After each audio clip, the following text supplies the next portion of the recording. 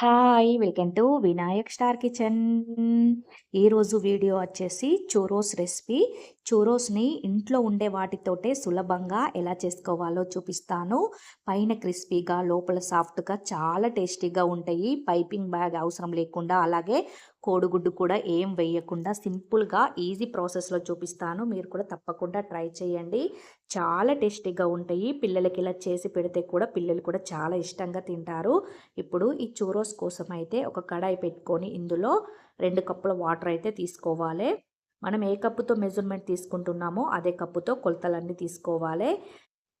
Water తీసుకున్న తర్వాత ఇప్పుడు ఇందులో 2 టేబుల్ స్పూన్ల షుగర్ వేసుకుంటున్నాను.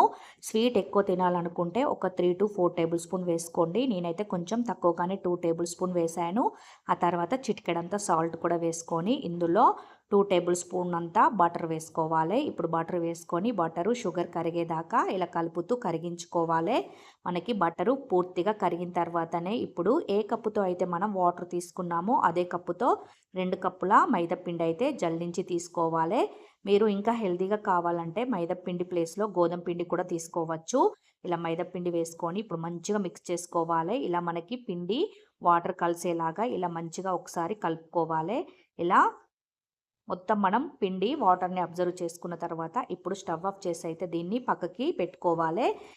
నేనైతే ఒక బౌల్‌లో అయితే వేసుకుంటున్నాను. ఇలా ఒక బౌల్‌లో వేసుకొని దీన్ని పూర్తిగా చల్లారబెట్టుకోవాలి. లేదంటే వేడి మీద ఉన్నప్పుడే మనం దీన్ని కలుపుకుంటే చెయ్యి కాలుతది కాబట్టి ఇది పూర్తిగా చల్లారేంత వరకి పక్కన పెట్టుకొని, ఆ తర్వాత ఇందులో కావాలంటే ఒక 2 టేబుల్ స్పూన్ల మిల్క్ వేసుకోవచ్చు. లేదంటే హ్యాండ్‌కి కొంచెం ఆయిల్ అప్లై చేసి ఇలా మనమైతే మెత్తగానైతే ఇలా కలుపుకోవాలి.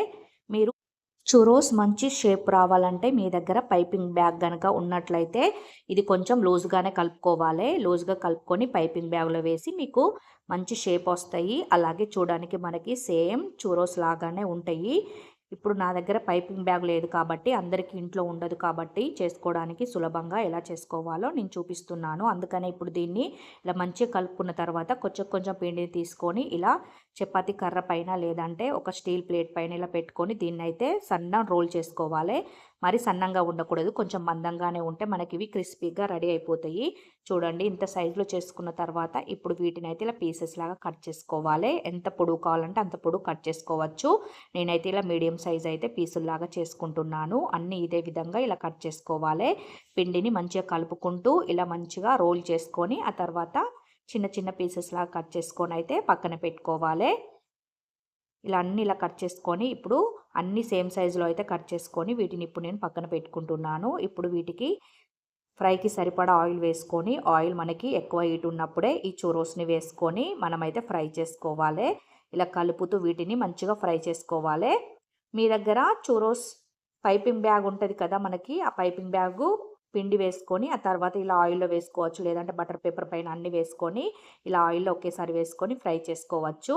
ఇలా సింపుల్‌గానైతే మీరు ఇలా ట్రై చేయండి. టేస్ట్ అయితే ఏమాత్రం మారదు. షేపు అటు ఇటు కావచ్చు కానీ టేస్ట్ అయితే ఏమాత్రం మారదు. ఇప్పుడు వీటన్నింటిని ఇలా వేసుకొని మంచిగా 2 సైడ్స్ కలుపుతూ ఫ్రై చేసుకోవాలి. ఇవి కొంచెం ఫ్రై కావడానికి కొంచెం టైం ఎక్కువగానే పడతది. మంచి కలర్ వచ్చేంత వరకైతే వీటిని ఫ్రై చేసుకోవాలి. మంచి బ్రౌన్ కలర్ వస్తేనే ఇవి టేస్ట్ చాలా బాగుంటాయి. ఇలా బ్రౌన్ కలర్ వచ్చేదాకా 2 సైడ్స్ మంచిగా కాల్చుకొని ఇప్పుడు వీటిని ఇలా స్పూన్‌తో తీసుకొని ఆయిల్ మొత్తం పోయేదాకా ఇలా ప్యాన్ పైన పెట్టుకొని ఆయిల్ మొత్తం పోయిన తర్వాత ఇప్పుడు వీటిని ఒక ప్లేట్‌లో వేసుకొని పక్కన పెట్టుకోవాలి. ఇప్పుడు ఇవి కాల్చుకున్న తర్వాత మళ్ళీ ఇంకో వాయి కూడా వేసుకోవాలి. ఇలా వేసుకొని అన్నింటిని ఇదే విధంగా మంచిగా కాల్చుకొని వీటినైతే తీసి ప్లేట్‌లో పెట్టుకొని పక్కన పెట్టుకోవాలి. ఇవి మనకి ఆయిల్ కూడా ఎక్కువ పీల్చుకోవు. ఇవి మనకి ఆయిల్ కూడా తక్కువగానే పడతది. ఎక్కువ పీల్చుకోకుండా చక్కగా ఫ్రై అయిపోతాయి ఈ చూరోస్ అయితే. ఇప్పుడు వీటన్నింటిని ఇదే విధంగా మంచిగా కాల్చుకొని పక్కన పెట్టుకున్న తర్వాత ఇప్పుడు దీనిపైన మీరు కావాలంటే షుగర్‌ని పొడి చేసుకొని వేసుకోవచ్చు. లేదంటే ఇలా నేనైతే షుగర్‌నైతే ఎలా ఉందో అలానే వేసుకుంటున్నాను. మీరు కావాలంటే పొడి కూడా వేసుకోవచ్చు. మరీ ఎక్కువ వేయటం లేదు నేను. పిల్లలు తింటారు కాబట్టి స్వీట్ అంత మంచిది కాదు షుగర్ కాబట్టి నేనైతే కొంచెం అలా లైట్‌గా వేసుకున్నాను. ఆ తర్వాత కొంచెం సాల్ట్ కూడా 2 మిక్స్ చేసి దీనిపైన అయితే వేసుకుంటున్నాను. చాలా అంటే చాలా టేస్టీగా ఉంటాయి. మీరు ఇంకా షుగర్‌లో వేసుకోవచ్చు. లేదంటే చాక్లెట్‌లో ముంచుకొని తిన్నా కూడా చాలా టేస్టీగా ఉంటాయి. తప్పకుండా ట్రై చేయండి. ఇంట్లోనే మనం ఈజీగా ప్రిపేర్ చేసుకోవచ్చు. Thank you for watching. Bye.